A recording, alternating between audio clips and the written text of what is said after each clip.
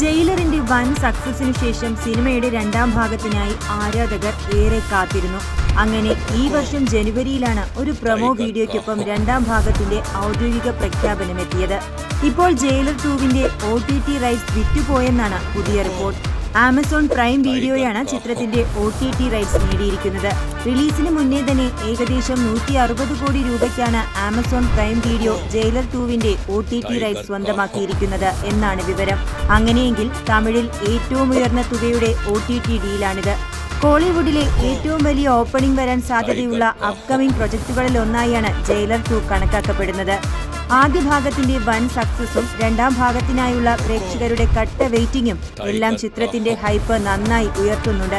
കൂടാതെ ഷാറൂഖ്, മോഹൻലാൽ അങ്ങനെ പല സൂപ്പർ താരങ്ങളുടെയും ക്യാമിയോ ഉണ്ടാകുമെന്ന അഭ്യൂഹങ്ങളും ജയിലർ 2വിന്റെ കാത്തിരിപ്പിന് ഊർജം പകരുന്നുണ്ട്.